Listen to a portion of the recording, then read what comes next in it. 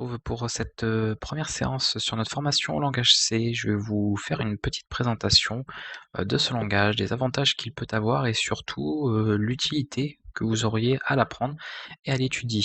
Le langage C, il faut savoir qu'il a été, inventé. Alors c'est un langage qui a évolué, hein, à la base il ne s'appelait pas comme ça. Il y a eu le langage B, il y a eu plein d'autres langages avant qui ont amené au langage C par 2 personnes en particulier, Dennis Ritchie que vous voyez ici à droite et Ken Thompson qui était l'inventeur du langage B, qui a donc été repris pour pouvoir former le langage C que nous connaissons aujourd'hui. Donc ça, c'est l'historique, bref que je peux vous faire sur, le langage et sur ces 2 personnes à connaître, qui bien évidemment ont fait évoluer les différents langages pour les amener à ce que nous connaissons aujourd'hui et qui évoluent encore maintenant, puisque ce sont des langages, même s'ils ont été fondés dans les années, 1970, continuent de progresser et on voit l'ajout de nouvelles fonctionnalités.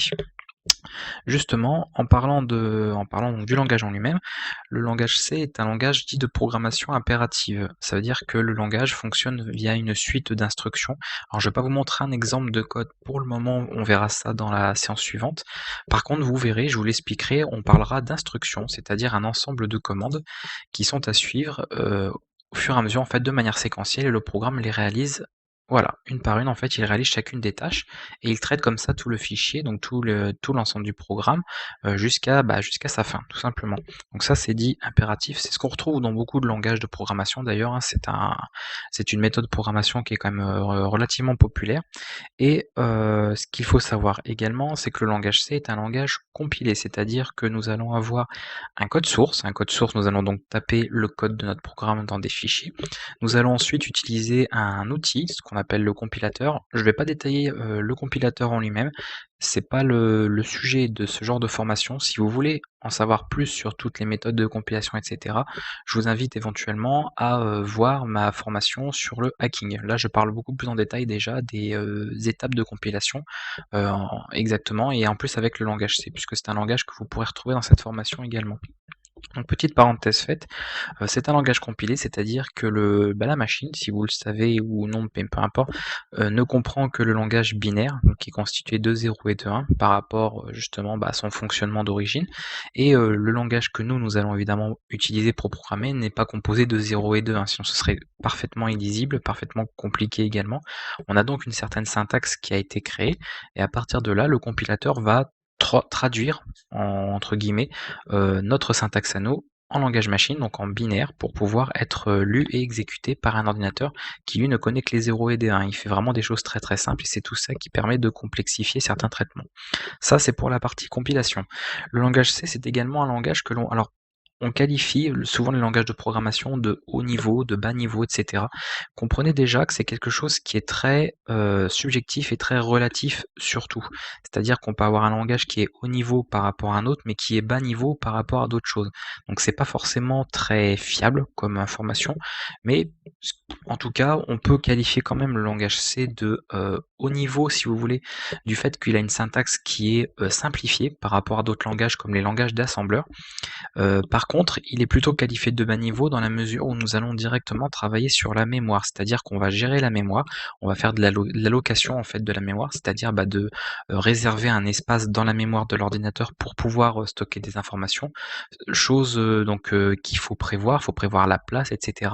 Alors que sur certains langages dits de plus haut niveau, que le langage C, on n'aurait pas forcément besoin de faire ça.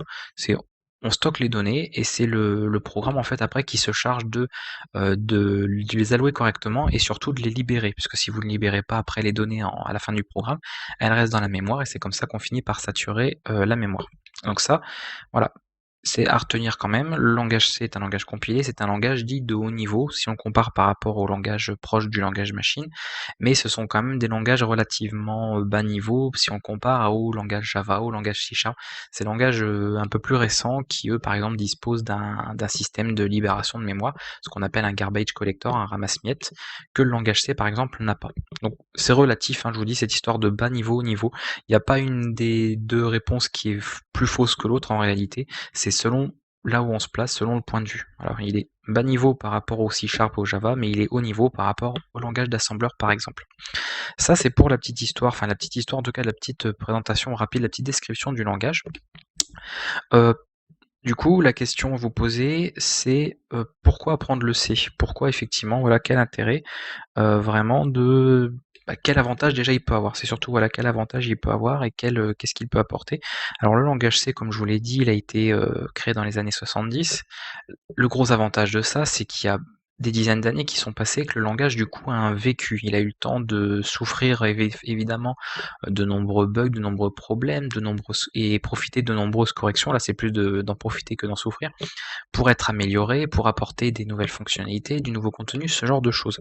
Donc ça, c'est quand même un très bon point. On a ensuite la partie, et ça faut le prendre en compte, le fait que le langage est ouvert, c'est-à-dire en réalité le langage C n'appartient à personne. Même s'il a été créé par des gens, ils n'en ont pas si vous voulez, ils n'ont pas décidé d'avoir la propriété. Même c'est pas un langage propriétaire.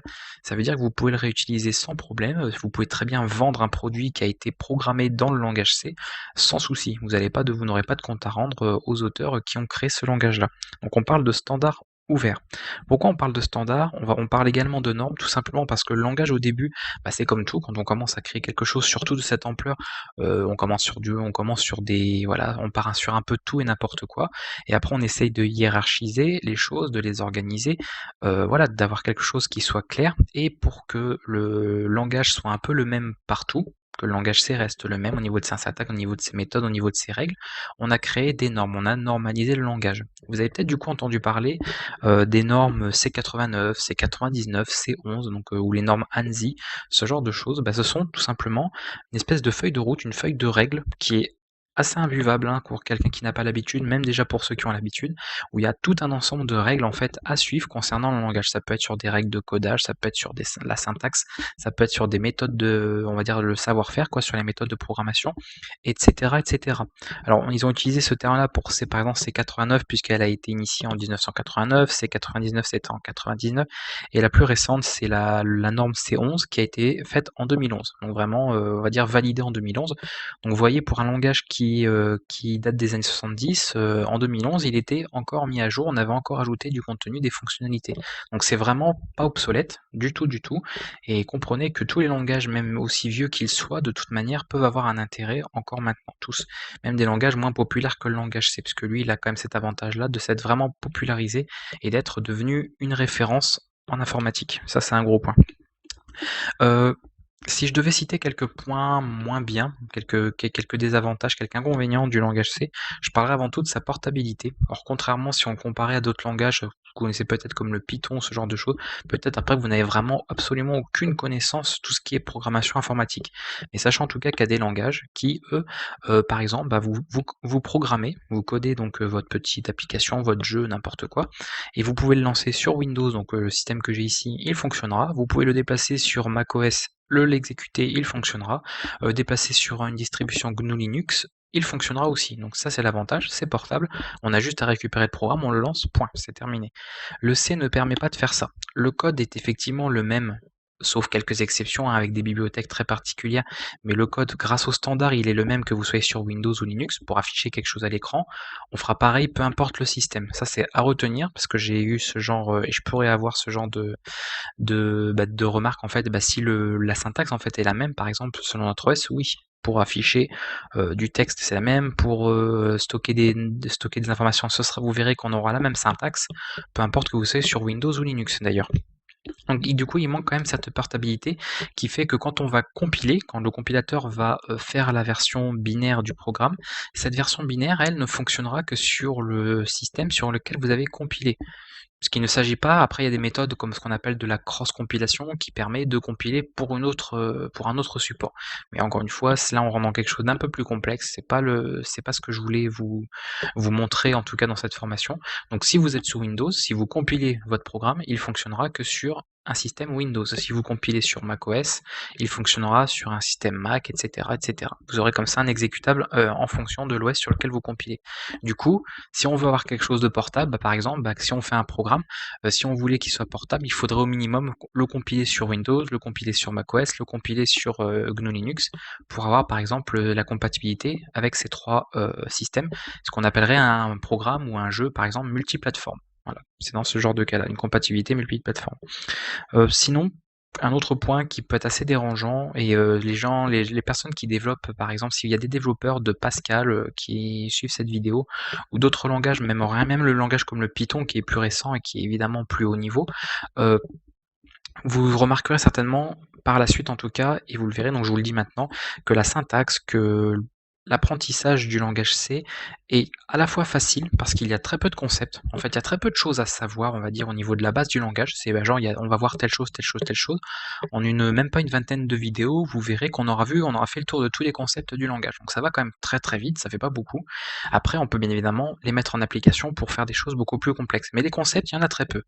En revanche, la syntaxe du langage en lui-même, sa compréhension des fois, peut paraître un peu compliquée. Ce qui fait que, bah, cette complication en fait dans la syntaxe, dans la manière de programmer, peut amener à beaucoup d'erreurs. Il est récurrent par exemple de faire des bugs parce qu'on a mal alloué la mémoire, parce qu'au niveau des chaînes de caractères, vous verrez plus tard quand on gère du texte, pareil, on ne gère pas correctement tout ce qui est côté mémoire et c'est voilà, disons que l'erreur est vite faite avec le langage C, alors que sur d'autres langages, plus haut niveau, ou plus simples dans leur syntaxe, il y en aurait beaucoup moins. Donc attention, si vraiment bah, vous voulez vous lancer là-dedans, il faudra être un minimum rigoureux bien évidemment. Il y a certaines choses qui ne seront pas possibles. Il faudra faire attention. Des fois, le moindre petit caractère différent pourra causer un bug, ce qu'on appelle un bug sur un programme. Maintenant, je pense que bah, si vous n'étiez pas au courant de ça, vous comprenez peut-être pourquoi bah, des systèmes faits par des professionnels, comme bah, votre système d'exploitation, hein, que ce soit Windows, Linux, Mac, ou les logiciels que vous utilisez tous les jours, votre navigateur, votre antivirus, votre logiciel de traitement de texte, souffre de dizaines, de milliers même, dans certains cas, de bugs. Parce que la moindre petite erreur ne pardonne pas. Et je prends l'exemple le langage C, mais on peut retrouver ça dans d'autres langages qui sont assez similaires, bien évidemment. C'est vraiment difficile de produire, voire même impossible de toute manière, de produire un programme 100% parfait qui n'a aucun bug, aucune erreur, et qui soit fonctionnel partout. Parce qu'après, il y a l'histoire de matériel, il faut que ça prenne en compte, pardon, bah, tout ce qui est fait dans le programme, que le système le supporte, etc. Donc il y a énormément de facteurs qui peuvent faire que bah, le programme au final chez vous ne fonctionne pas bien et qui pourrait très bien fonctionner chez un autre, ou alors qu'il dispose d'un petit bug qui vient complètement casser son fonctionnement. Ça peut aller très très vite. Donc vraiment ce point est à prendre en compte. Comme éventuellement un inconvénient du langage C, c'est il rend plus facile les erreurs. Le fait de faire les erreurs, on a plus tendance à faire des erreurs dans ce langage-là que dans un autre. Du coup, je viendrai sur un autre point pour vous, et j'en avais parlé tout au début, c'est pourquoi au final apprendre le C, qu'est-ce qu'il peut apporter. Ce que je vais vous dire là est purement subjectif, c'est moi ce que je pense personnellement, c'est pas forcément l'avis de tous ou l'avis des autres. Déjà, il faut savoir que c'est un langage, si vous voulez, qui, comme je vous l'ai dit, qui date. Il a pas mal d'années derrière lui, donc forcément il est devenu très populaire. On trouve beaucoup de ressources, beaucoup de contenu sur internet, donc éventuellement beaucoup d'aide si jamais vous étiez bloqué sur quelque chose en particulier. Il est forcément inclus dans tous les appareils électroniques que vous pouvez trouver. En général, quand un constructeur sort un appareil, il s'arrange pour que vous puissiez programmer, en tout cas que le langage C soit compatible dessus. C'est pour ça que à l'heure actuelle, si je prends cette année 2016, le langage C est très utilisé par exemple dans les systèmes embarqués. Si vous avez un drone, si vous connaissez en tout cas même ne serait-ce voilà, que connaître les systèmes de drones ou les petits robots, tout dans la robotique, dans tout ça, dans la domotique, dans les frigos, maintenant on retrouve ça dans les télés, dans n'importe quel appareil comme ça qui sont un petit peu intelligents, ce qu'on appelle des appareils intelligents, vous voyez qu'ils fonctionnent avec des programmes, ils deviennent de plus en plus sophistiqués. Et bien, dans 95% des cas, peut-être même plus, ces petits systèmes sont programmés en langage C. C'est un langage, je vous le dis, qui est vraiment un standard, qui est devenu une référence un peu partout et qui nous entoure. On est vraiment entouré de programmes, de systèmes qui fonctionnent via ce langage-là. Donc ce serait, je pense en tout cas, dommage de passer à côté de ça. Si vous vous intéressez à la programmation, que vous êtes curieux, ou vous voulez apprendre quelque chose, je pense que bah, de faire de la programmation et n'avoir jamais fait de C, c'est dommage. C'est dommage de passer à côté de ça, ça me paraît utile. Et en plus, c'est utilisé, voilà, on l'utilise dans les systèmes embarqués, mais on l'utilise également en programmation système, quand il s'agit de faire de la programmation sur les systèmes d'exploitation, sur du serveur, etc. On programme beaucoup en C. On peut le retrouver dans des jeux vidéo, il y a des jeux vidéo qui sont également faits via ce langage-là. On n'a pas que les langages dont on peut entendre parler, comme le C++ ou C# par exemple, on a également des jeux qui sont faits en C.